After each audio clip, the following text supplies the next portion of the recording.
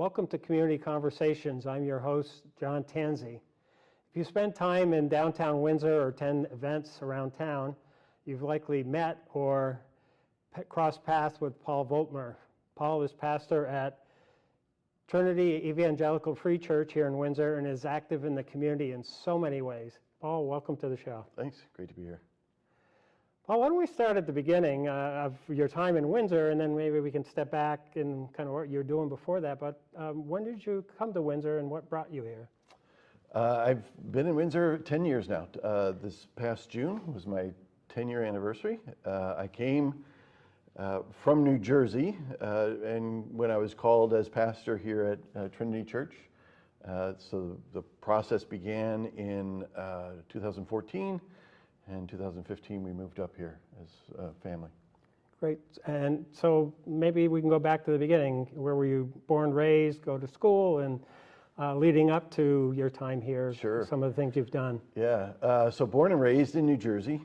I did my undergrad up in the Boston area on the North Shore. And from there, went overseas working in Europe with a Christian organization that was there.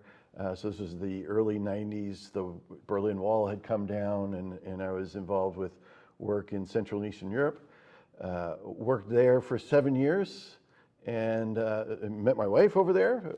She's American as well, but from the West Coast, so I had to go east to meet a West Coast girl. And we got married, moved to British Columbia, where I did my graduate studies. Moved back to Austria for another 7 years. That first 7 years were in Vienna, second 7 years were in Salzburg. And then from there, after 7 years there, moved back to New Jersey in pastoral ministry. I was an associate pastor in New Jersey. And that was right before my time coming up here. So I had this 7-7-7, and I'm thankful that I broke that rhythm with 10 years now. Well, I think we're thankful too, because you're so active in town here. You've lived a lot of interesting places, and now Windsor. Yeah. How does Windsor compare to some of the places you've been before? Well, Julianne and I joke, but we mean this sincerely. When we first came up to Vermont, we realized why the Von Trapp family came to Vermont. So the Sound of Music and Stowe. But genuinely, the landscape is very similar. The mountains are higher in Austria, but the landscape is similar. Even the people, there's a similarity in the people. It's just that kind of northern New England, independent and kind-hearted as well. But they keep a distance, right? So when we came here, we felt like we had come home in many ways. And so, of all the places that we live, this is really both of us just say this is home for us. Yeah. That's great. I'm going to read this question because I want to get it right, Okay. right? And something I've shared with you. But what does your role as pastor encompass, and what approach or philosophy do you bring to your work in terms of nurturing the spiritual life of your congregation and the overall well-being of the community? And I've seen you around town for a long time. We've only recently started to interact kind of more intentionally, and you're everywhere, right? And so I get a sense that Windsor is your congregation in it. Yeah. But so, what's your philosophy? How do you go about doing what you do? Yeah, that question jumped out at me, and I tried to give that some thought. When you say Windsor is my congregation, there is a philosophy of ministry that speaks of like parish ministry, right? Uh-huh. That the town, a pastor or a priest comes to a town, and that town becomes the parish, the boundaries of that ministry, and that is kind of my mentality. Mm-hmm. And I love the fact that Trinity hosts the Windsor Food Shelf. I'm intentional to call it the Windsor Food Shelf. It's not Trinity's food shelf. It's not ours. We're stewards of it for the town. And so anybody who comes through our doors, I want to be available for them. And In thinking about that question, I thought there is one of my favorite proverbs in the Old Testament is Proverbs 11:10. It says, "When the righteous flourish, the city rejoices." And one of my professors taught us that the Hebrew word for righteous means those who disadvantage themselves in order to advantage others. Wow. Right? Yeah. So, righteous is kind of a churchy word, but I love that definition. If we at Trinity, if we flourish, and we really have the spirit of disadvantaging ourselves in order to advantage others, then Windsor should rejoice, right? I mean, because we really want to just bless and benefit, advantage others, and that really is kind of drives my philosophy of ministry. I would think it's easy to kind of make the connection that you're not really disadvantaging yourself, you're in fact enriching your life. Yeah, right. Because I think people feel good when they give. Absolutely, yeah. And certainly we can all use a little bit more of good feeling, and community feeling. To be sure. We're in the beautiful Trinity Church right now. When was this built? How long has Trinity been active in the community? Yeah, so Trinity was originally First Baptist of Windsor, dates back to 1785, was located down on the corner of River and Main until I think it was in the 30s. There was a hurricane or a gale force wind blew through, knocked over the steeple, condemned the building, and they had to relocate. I'm not sure how they got this piece of property, but I believe it was in 1945, 46, that this building, the cornerstone was laid and the building was built. And then it was in the 70s, 72, 73, the church moved from being a Baptist church to an Evangelical free church, just a different denomination, slightly different emphasis in theology. So it's been an Evangelical free church since the early 70s. Right. Like we were talking before the show, I'd love to see a picture of the old church at the corner of River and Main. I don't, I may have seen it at one time, but it'd be great to see that. So I'll have to check your archives or see what I have. Yeah. But, we've talked about briefly how involved you are with the community. I mean, I see you jogging, I see you walking your dog Maggie. Yep. And more people know Maggie than they know me, I think. And I met Maggie this morning coming in the door. But what does community broadly mean to you, and why is it important in our lives? Yeah. Well, right, John Donne said, "No man is an island, entirely unto himself," and I firmly believe that we were created for community. Even that word righteous that I used earlier, I also translated as right relatedness. Mm-hmm. I believe we were created for fourfold righteousness: relationship with God, with others, with myself, and with the place that I'm in. It's really what I believe, and also drives how I do my ministry. So community is an essential part of who we are, and it's one of the things I really love, and I was so pleasantly surprised when we moved here in Windsor how much it resonates with who I am. The small town environment and the values of small town, and I know it's being challenged in so many different ways. As things progress and we become more disconnected through social media and et cetera. But I value community, and that Trinity is a part of the community. It's just who we are, who I want us to be. So when we open the doors for the community meals, for example, Mayor McNaughton came to me and said a couple of years ago, is this something that Trinity would be willing to host? I'm like, sure. I love the fact that we have the easy part. We just open the doors, we provide the tables and the silverware, and we got great community partners like Old South and Simon Pierce and the hospital that are bringing the meals. Mm-hmm. I love that. I want to be a part of that sort of thing. I think I was when COVID hit, a lot of people got used to being home or not integrating as much in community. And I think even before that, there's a trend towards kind of more social isolation. Sure.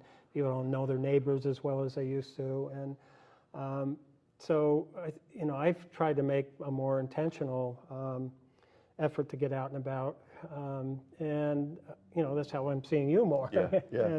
But it is I guess a problem with society that people, feel more isolated and detached and maybe sometimes fearful of kind of the people around them because they just don't know them. Yeah. What can we do? I mean, I think that places like churches or libraries, community dinners and so forth, what can we do to help people, and what do you do to kind of overcome that and connect? Yeah, that's a great question, because that is so real, especially increasingly, right? We're reading about this, we're experiencing ourselves, that there's just this polarization that's happening more and more in our society. And you use the word fear, and it does become a fear of the unknown, fear of someone who's different. Right. And so that's a real challenge, especially as a church, right? We want to major on the majors, and this is what we tell our folks as well. We want to major on the majors. And the majors for us are some of the core parts of our faith, faith in Christ and serving Him. And then as you move down to some of the more secondary concerns, we really want to foster just charity in with one another. Whether it's agreeing to disagree, but at least having some of those conversations.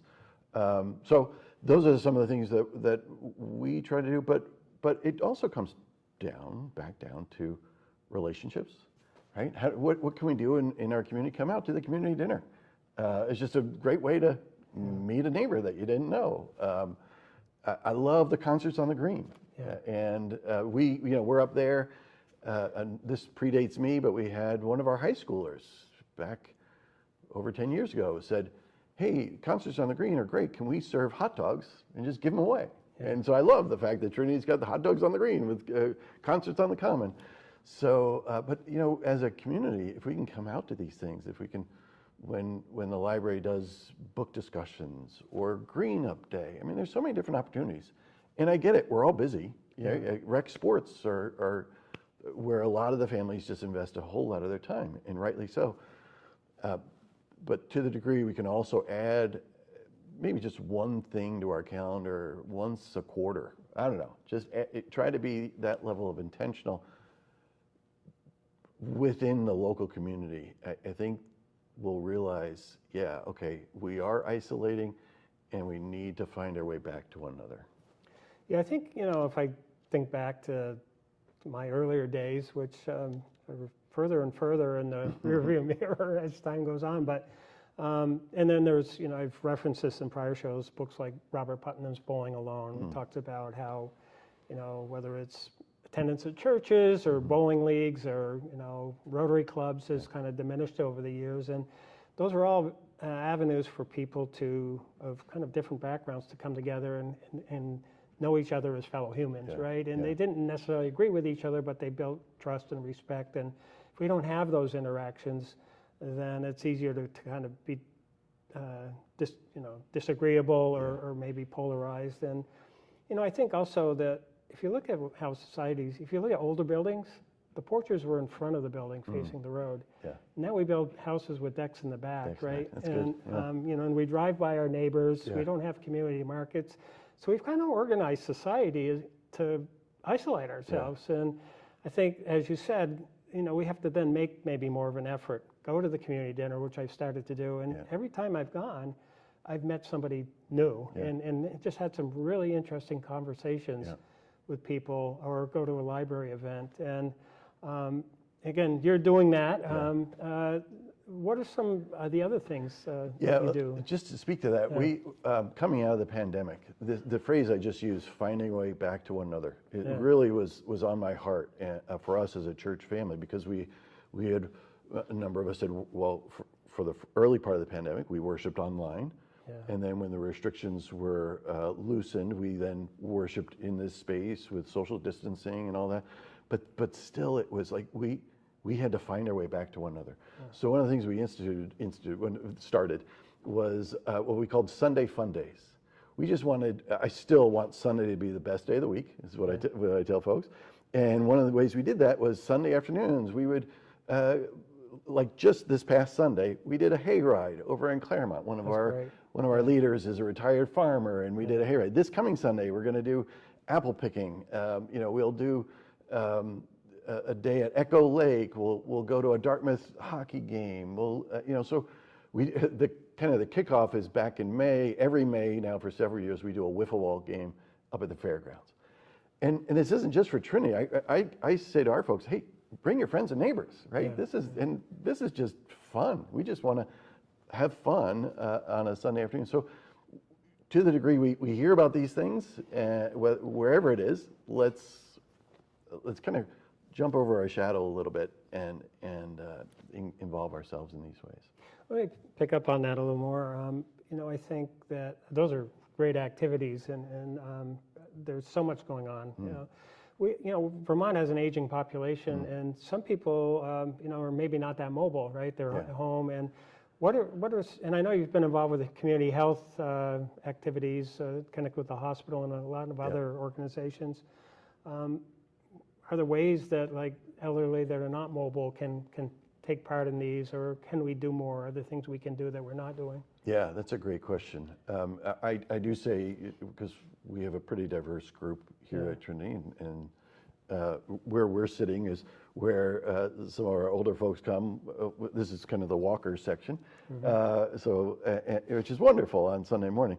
But we also say to them, hey, the hayride's hard for them to get up and down into the carriages, but if you can come out to the wiffle ball game and just cheer folks on, or we do offer like a weekday Bible study and fellowship time just for some of the older folks. We as a church kind of once a month we'll go over to Stoughton House and just connect with the residents there. We want to kind of bless that part of our community as well. So it definitely is in our purview, or on our radar, just the aging population, and ways that we can help and connect with them and not have them feel forgotten.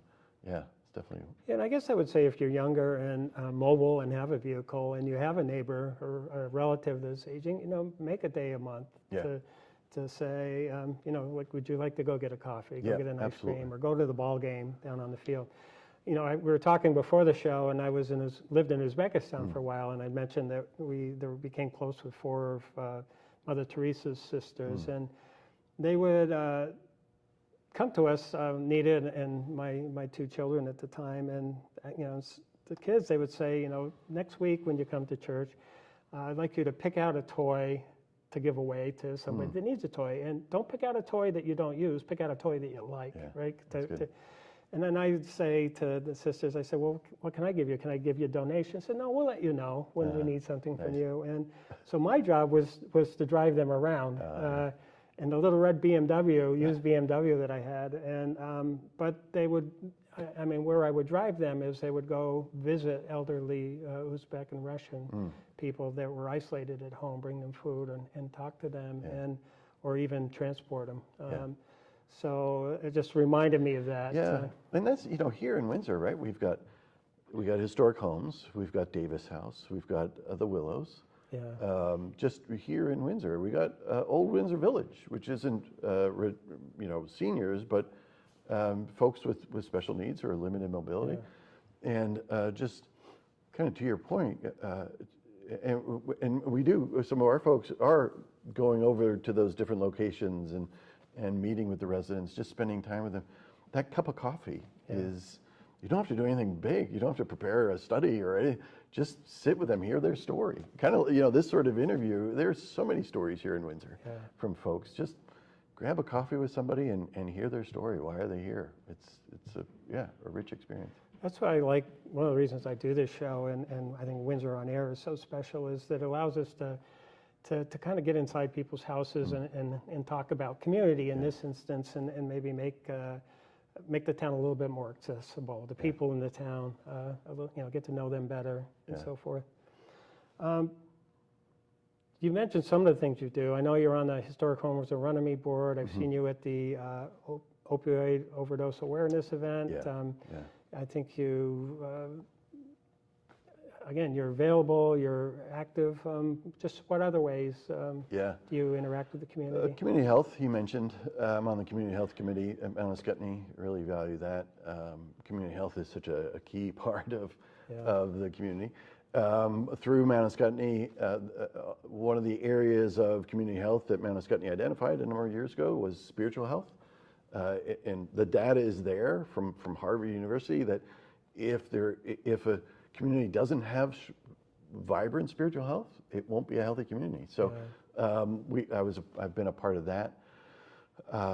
Personally, I'm a mentor. I value Windsor County mentors, and I'm a mentor for an 11-year-old boy here in town. So that's a couple of hours a week, just spending time with him. And I know the family as well. So it's not a heavy lift for me because it's a great family. I love them, but just spending time with him one-on-one is great. There may be other things, but yeah.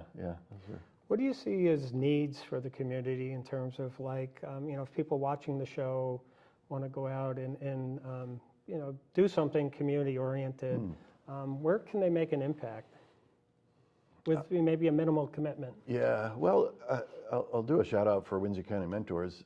So what I do, right, I'm an off-site mentor. So I coordinate with the family and I take the boy either to my house or we'll go to the fairgrounds or whatever, go bowling.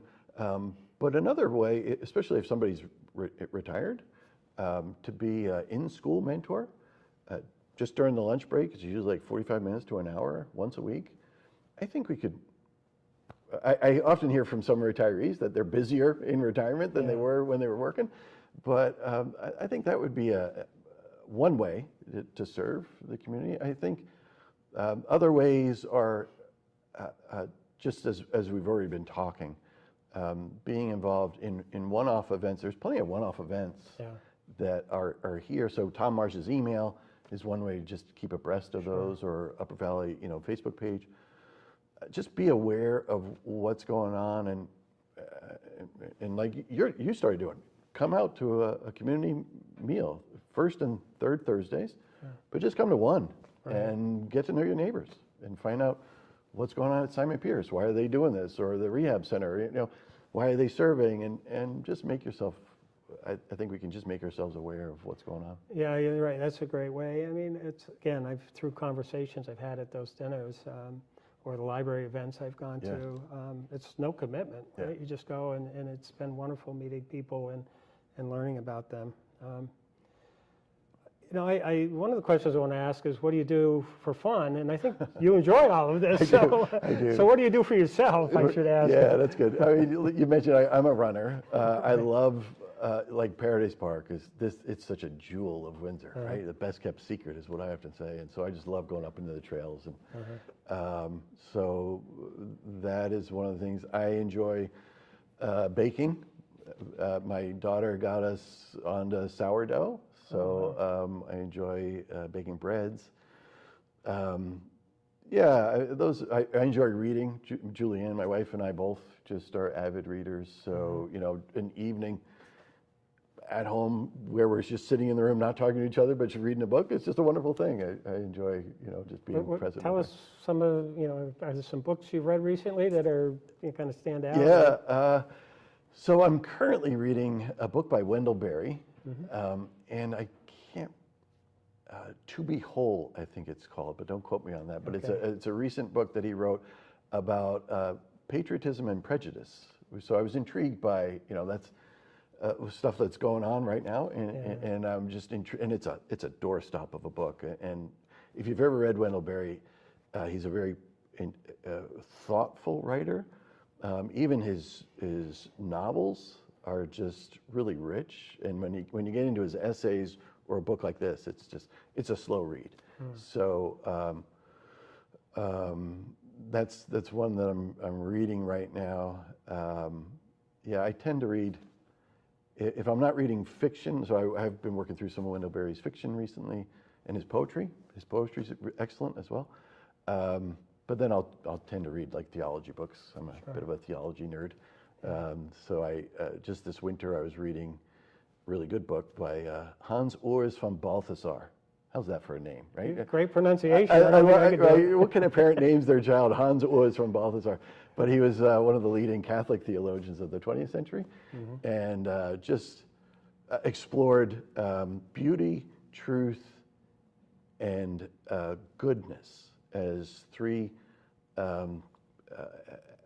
attributes of God, and almost defining attributes. So that really intrigued me: beauty, truth, and goodness. So I kind of explored that. So again, nerding out on theology a little bit. I think those are critical values that maybe we need to kind of refocus on in society. Yeah.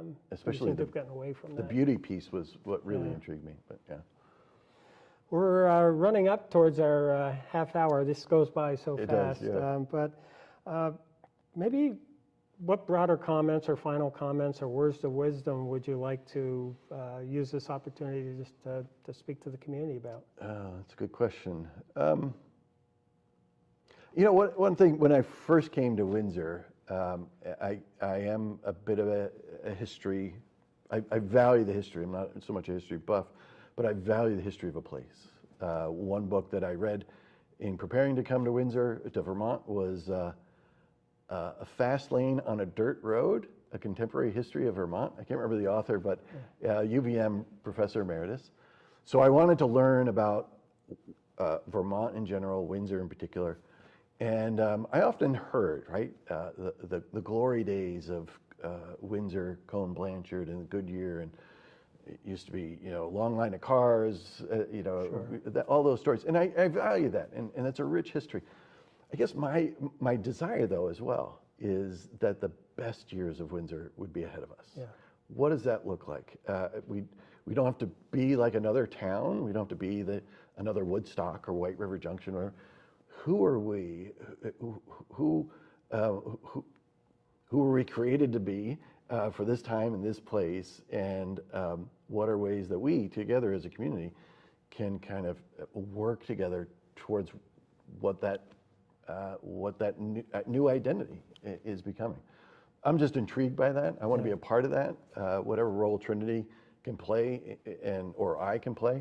I just think that's a neat journey to be on together. Well, I think you are a part of that, and as somebody that lives some of that kind of older style. I think when the factories left and the economy kind of collapsed, people started looking inward and maybe turning inward against each other in search of solutions. And I think in recent years, the last maybe 15, 20 years or so, roughly, there's been a renewed vitality and interest and kind of forward-lookingness that it's going to be different, but it's building on the traditions of the past. And you're absolutely very much a part of that. So that's why I'm so thrilled to have you on the show. And thank you for coming today, and we'll continue this conversation, I'm sure, in the times ahead. I'd love it. Yeah, thanks. Thank Great. you. Thanks.